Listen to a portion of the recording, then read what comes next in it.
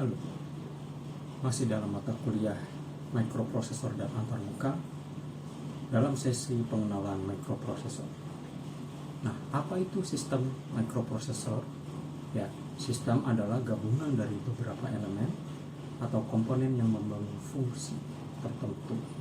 Sedangkan mikroprosesor itu sendiri secara fisik bisa dibilang adalah sebuah chip rangkaian terintegrasi atau IC, mikroelektronika dalam paduan skala yang sangat besar.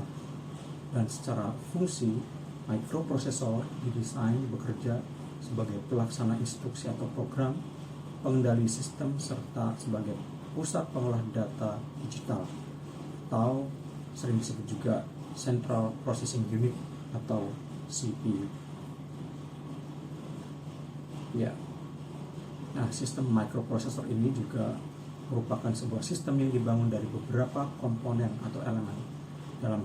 Dalam hal ini, CPU, memory unit, input-output unit yang bekerja sebagai pengolah data elektronik digital. Ya, komponen utama dari mikroprosesor adalah unit mikroprosesor itu sendiri atau microprocessor unit, MPU, atau ya disebut juga kadang-kadang Central Processing Unit atau CPU. Kemudian selain dari CPU ada unit memori baca atau read only memory atau ROM. Kemudian ada unit memori baca tulis atau read write memory, RWM. Dan kemudian ada unit masukan keluaran terprogram atau programmable input output, PIO. Kemudian ada unit detak atau per waktu atau clock. Nah, seperti inilah diagram sistem mikroprosesor ya.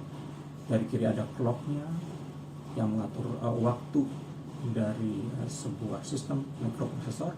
Ada NPU atau CPU-nya. Kemudian ada ROM, RWM, dan PIO yang terhubung dengan bus ya, ada bus data, bus alamat, dan bus kendali. Nah, kalau kita detailkan bagian-bagian tersebut, yang pertama microprocessor unit atau MPU. MPU tersusun dari 3 bagian pokok, yaitu 1 control unit, yang kedua arithmetic logic unit, yang ketiga register unit. Nah, sebagai CPU, MPU bekerja dan melakukan fungsi dasar, yaitu fungsi logika dan aritmetika.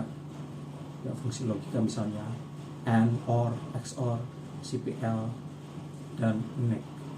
Kemudian fungsi aritmetika ada add, sub, ADC, SPC, INC, dan DEC misalnya. Nah, MPU juga melakukan fungsi pengalihan data dengan menggunakan perintah move atau load, exchange, push, dan pop. Ya. Di dalam MPU, penyimpan program dan data memerlukan memori, terutama memori program dalam ROM. Input-output atau I/O unit dipersiapkan untuk menghubungkan MPU dengan alat-alat input-output luar, misalkan keyboard, monitor, printer, mouse, dan lain-lain. Nah, memori ini sendiri, ya memori adalah merupakan gabungan dari memori elektronik, RWM atau read write memory, dan ROM, read only memory. Ya, di samping itu juga ada magnetic floppy disk misalnya di PC atau laptop di zaman dulu ya, magnetic hard disk, atau sekarang ya flash disk misalnya, atau laser optical disk, CD, DVD, Blu-ray, dan seterusnya. Pemakaian memori ini memiliki 2 tujuan. Yang pertama, menyimpan kode biner untuk urutan instruksi yang disebut dengan program, dan yang kedua, menyimpan kode biner data selama komputer bekerja. Nah, input-output atau I/O merupakan bagian yang memungkinkan komputer untuk mengambil data dari luar atau mengirim data keluar.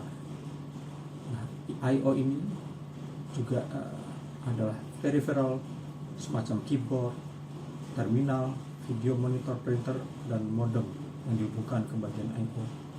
Dan piranti yang digunakan untuk interface bus komputer ke peralatan luar disebut port. Nah, tadi kita sudah berbicara tentang bagian-bagian dari ada CPU, ada memori, input output. Sekarang kita coba bahas mengenai CPU atau Central Processing Unit. CPU ini bekerja mengendalikan operasi komputer.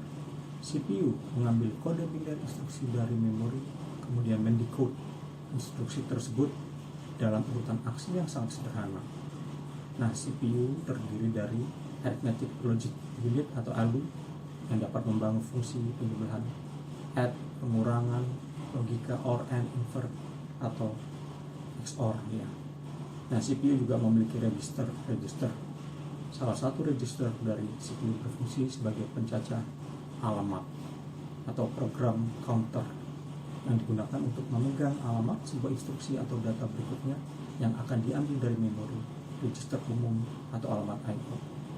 Dan CPU juga memiliki bagian penting yang disebut dengan control unit yang bekerja membangkitkan sinyal kendali. Ya. Sekarang kita tentu sering mendengar istilah hardware, software, dan firmware.